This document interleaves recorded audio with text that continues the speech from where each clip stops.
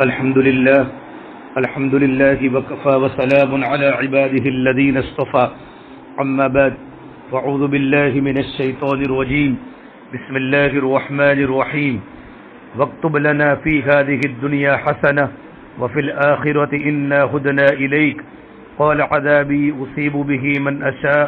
ورحمتي وسعت كل شيء وسأكتبها للذين يتقون ويؤتون الزكاة والذین هم بآیاتنا یؤمنون۔ یہ قرآن کریم میں سورہ اعراف کی ایک آیت ہے، اس کا ترجمہ اور ہمارے لیے اس دنیا میں بھی بھلائی لکھ دیجئے اللہ تبارک و تعالی، اور آخرت میں بھی ہم اس غرض کے لیے آپ سے ہی رجوع کرتے ہیں۔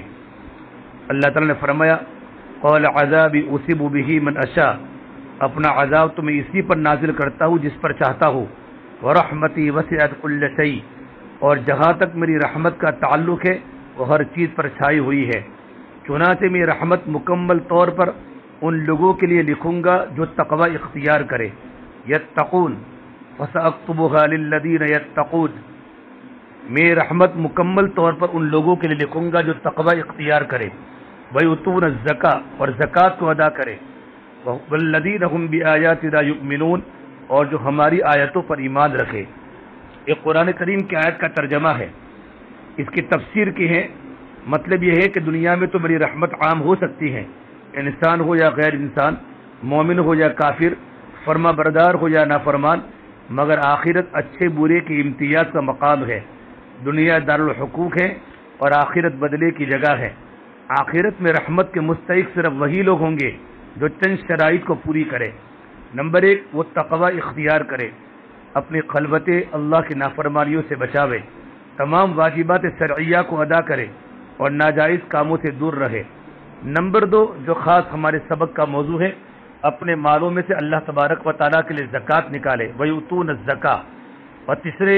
ہماری جتنی بھی آیات ہیں، ہماری نشانیاں ہیں، ہماری تمام آیات پر بلا تعویل کے ایمان لائے۔ موجودہ لوگ بھی اگر یہ صفات اپنے اندر پیدا کر لے تو ان کے لیے بھی دنیا اور آخرت کی مکمل بھلائی لکھ دی جائے گی۔ حضرت اسماء بنت یزید رضی اللہ عنہا سے روایت ہے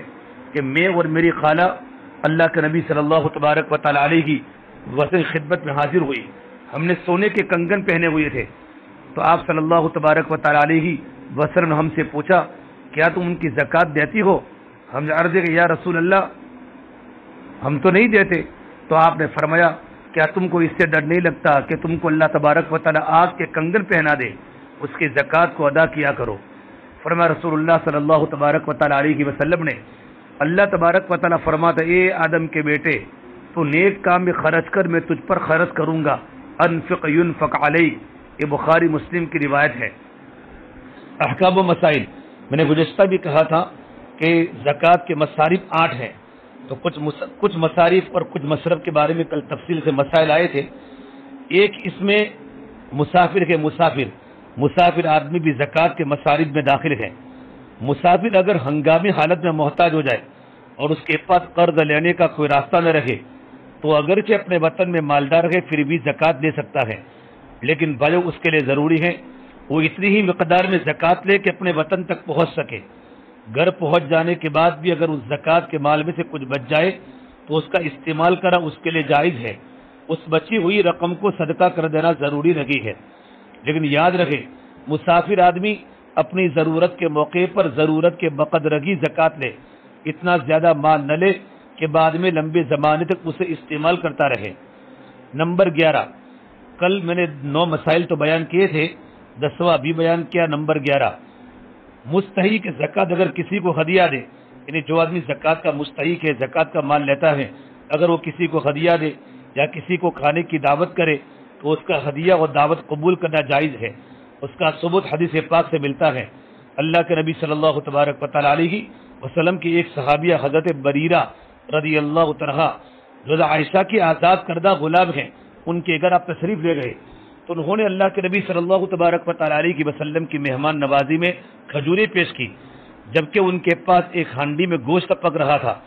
تو اللہ کے نبی صلی اللہ تبارک و تعالی علیہ وسلم نے فرمایا جویریہ کہ آپ ہمیں گوشت میں سے کچھ نہیں کھلائے گی؟ حضرت بریرہ نے عرض کیا یا رسول اللہ وہ تو زکوٰۃ کا ہے، وہ گوشت تو صدقے کا ہے، زکوٰۃ کا ہے، اس پر اللہ کے نبی صلی اللہ تبارک و تعالی علیہ وسلم نے فرمایا وہ تمہارے لیے زکوٰۃ ہے، وہ تمہارے لیے صدقہ ہے، لیکن ہمارے لیے تو ہدیہ ہے۔ حدیث پاک کا مطلب یہ ہے کہ مالک کے بدل جانے کی وجہ سے چیز کا حکم بھی بدل جاتا ہے، لہذا زکوٰۃ کے مستحق کے لیے تو بطور زکوٰۃ دیا جانے والا مال زکوٰۃ شمار ہوگا، لیکن جب وہ اپنی جانب سے کسی کو وہ مال دے تو وہ زکوٰۃ نہیں کہا جائے گا، لہذا مستحق زکوٰۃ کا ہدیہ اور دعوت وغیرہ قبول کرنا جائز ہے، چاہے کسی کو ہدیہ یا دعوت دی جا رہی ہے وہ خود ہی زکوٰۃ دینے والا ہو یا زکوٰۃ دینے والا کوئی اور ہو۔ نمبر 12، مسلمانوں کا مشترک فنڈ، مثلا ریلیف وغیرہ، جس میں بہت سے لوگوں کی جانب سے چندہ کر کے مال اکٹھا کیا جاتا ہے، پھر اس کے ذریعے محتاج اور غریب لوگوں کی مدد کی جاتی ہے،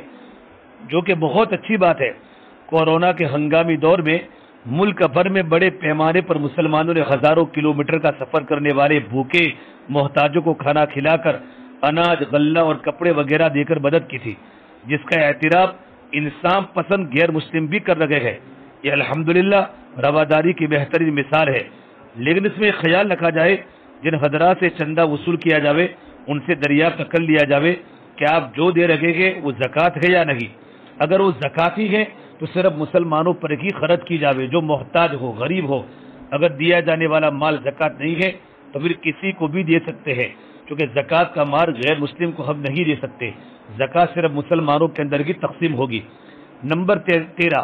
قیدیوں کو چھڑانے کے لیے، آج بہت سارے بیچارے جیلوں کے اندر قیدی ہیں، مسلمان قیدی، قیدیوں کو چھڑانے کے لیے بھی زکوٰۃ کی رقم خرچ کر سکتے ہیں، یہ بھی زکوٰۃ کا ایک بہتر مصرف ہے۔ وفی الرقاب،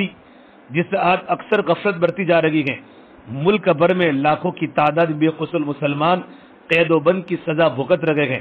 جن کی رہائی کے لیے، جن کے چھٹکارے کے لیے عدالتی کارروائی میں لاکھوں روپے خرچ ہوتے ہیں، ان میں اکثریت ایسی ہوتی ہے جو اس خرچ کو برداشت نہیں کر سکتی، وکیلوں کی بڑی بڑی فیسیں ہوتی ہیں، لہذا اس دور میں بطور خاص اس مصرف کی جانب یعنی قیدیوں کے چھڑانے کی جانب توجہ دینے کی ضرورت ہے۔ جمعیت علماء ہند بہت اچھا کام کر رہی ہے اس سلسلے میں، لہذا ان کے ذمہ داروں سے رابطہ کر کے زکوٰۃ کی رقم ان تک پہنچائی جاوے تاکہ مظلوم مسلمان مستحق کی مدد ہو سکے۔ نمبر 14، زکوٰۃ جس طرح صاحب نصاب اور مالدار کو نہیں دے سکتے، اسی طرح ان کے نابالغ بچوں کو بھی نہیں دے سکتے۔ اسی طرح بنو ہاشم یعنی سادات کو بھی، اگرچہ وہ کتنے ہی غریب کیوں نہ ہو، سادات جو اللہ کے نبی صلی اللہ تبارک و تعالی علیہ وسلم کا خاندان ہے، جو جب فاطمہ سے نسل چلی گئے، سید خاندان، سادات کو بھی زکوٰۃ نہیں دے سکتے، آپ ان کے لیے ہدیہ دیں۔ نیز جو کام رفاع عام کا ہو، جس میں مشترک طور پر تمام لوگوں کا مفاد وابستہ ہو، اس میں بھی زکوٰۃ نہیں دے سکتے، مثلا سڑک اور پینے کے پانی کی سبیل وغیرہ تعمیر کرنا، کیونکہ اس میں مالدار اور غریب سب کا مفاد ہے، اس سے اس میں تملیک نہیں پائی جاتی۔ نمبر 15، زکوٰۃ کے مال میں ہیلا اس وقت جائز ہے جبکہ اس سے زکوٰۃ کا مقصد فوت نہ ہو رہا ہو، ورنہ آج کل کچھ لوگ اس طرح کے ہیلے کرتے ہیں جس سے زکوٰۃ کا مقصد ہی فوت ہو جاتا ہے، جو کسی بھی طرح درست نہیں۔ مثلا کچھ لوگ اپنے دوستوں یا جان پہچان والوں کو زکوٰۃ کی رقم دینے کے لیے ہیلا کرتے ہیں، جو نصاب کے مالک تو ہیں لیکن پھر بھی ان کی تمام ضروریات پوری نہیں ہوتی، تو بعض لوگ یہ بہانہ کرتے ہیں کہ وہ ضرورت مند ہے لہذا ان کے زکوٰۃ دینا جائز ہے، حالانکہ اس سے زیادہ ضرورت مند لوگ جو نصاب کے مالک نہیں ہیں وہ ہمارے سامنے ہے، تو اسے ہیلے اور بہانے صحیح نہیں ہے۔ افسوس کی بات تو پائی ہے اس ہیلے کو کچھ لوگ زکوٰۃ کو وائڈ کرنا چاہتے ہیں، حالانکہ اصطلاح اس نقدی وغیرہ کے لیے استعمال ہوتی ہے جو حکومتی ٹیکس سے بچا کر رکھی ہوئی ہے، بچا کر رکھی جاوے، جبکہ زکوٰۃ میں وائٹ اور بلیک وغیرہ کا کوئی تصور ہی نہیں ہے۔ نمبر 16، زکوٰۃ دینے والا اپنے مقروض کو جن کے پاس وہ پیسے مانگ رہا ہے زکوٰۃ دے سکتا ہے، بشرطے کہ تملیک مکمل ہو، سامنے والے کو مالک بنایا جاوے۔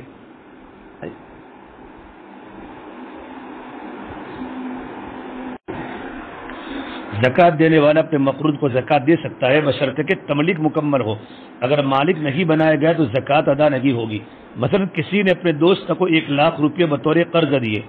اب وہ مقروض کسی طرح اپنا قرض ادا نہیں کر پا رہا، تو قرض دینے والا اسے زکوٰۃ کی رقم دے سکتا ہے۔ اولا اس کو زکوٰۃ کی رقم کا مالک بنا دے، پھر اس سے اپنے قرض کا مطالبہ کرے اور وہ مقروض اپنے قرض کی ادائیگی کے طور پر وہ رقم اسے دے دے، تو اس طرح زکوٰۃ بھی ادا ہو جائے گی اور قرض بھی وصول ہو جائے گا۔ لیکن اگر قرض خواہ صرف زبانی طور پر مکروہ سے کہہ دے کہ میں تجھے زکوٰۃ دینے والا تھا تو اس کے بقدر قرضہ معاف کر رہا ہوں، یہ شکل درست نہیں ہے، اس سے زکوٰۃ ادا نہیں ہوگی۔ نمبر 17، ایسے مریض، ایسے بیمار جو زکوٰۃ کے مستحقین ہیں انہیں بھی زکوٰۃ دی جا سکتی ہے، جس کی شکل تو یہ ہے کہ زکوٰۃ دینے والا خود ہی مستحق کے مریض کو زکوٰۃ کی رقم کا مالک بنا دے۔ دوسری شکل یہ بھی ہو سکتی ہے ہسپتال کے ذمہ داروں کو زکوٰۃ دینے والا اپنا وکیل بنا دے کہ آپ ہماری زکوٰۃ کی رقم کے وکیل ہیں،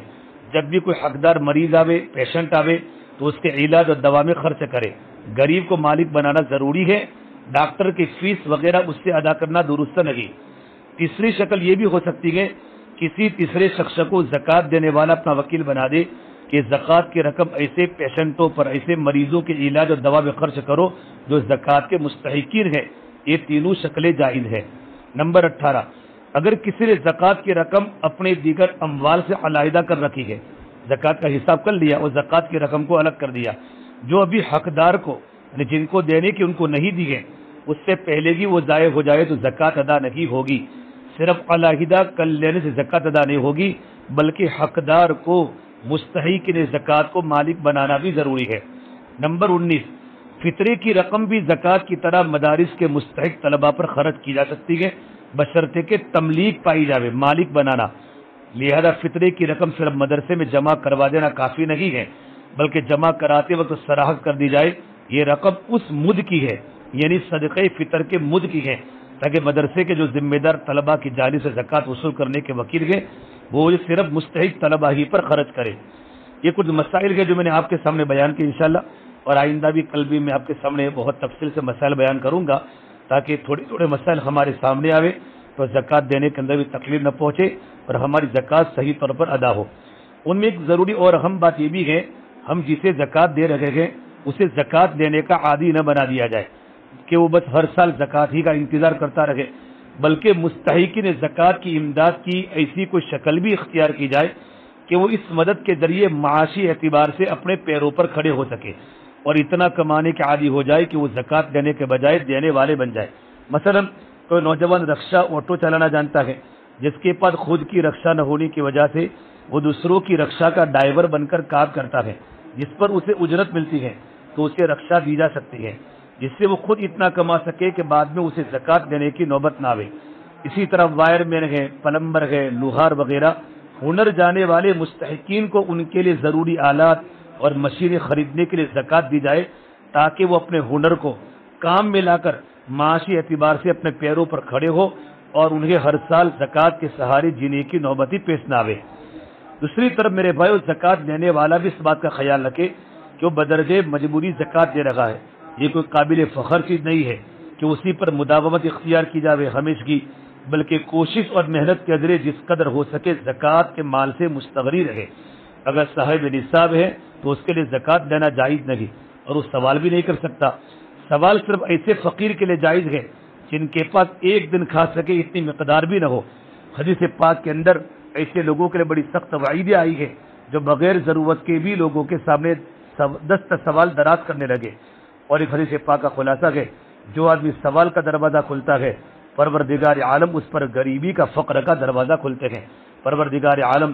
اللہ تعالیٰ سے ہم دعا کرے اللہ پاک ہمیں کسی کا محتاج نہ بناوے، اور اللہ پاک ہمیں روزی میں ایسی برکت دے کہ ہم دوسروں کی مدد کر سکے، صدقہ کے ذریعے، زکوٰۃ کے ذریعے، للہ کے ذریعے، اور ہم غریبوں پر خرچ کرنے والے بنے۔ پروردگار عالم ہمارے مالوں میں خوب برکت عطا فرماوے، اور ہم زکوٰۃ کو زکوٰۃ سمجھ کر ادا کرنا ہمارے لیے آسان ہو جائے، اور زکوٰۃ دیتے وقت تک ہم زکوٰۃ کی نیت بھی کر لیں کہ میں زکوٰۃ کے پیسے دے رہا ہوں۔ سامنے والے کو کہنا ضروری نہیں ہے، صرف دل میں نیت بنانا ضروری ہے۔ اللہ ہمیں عمل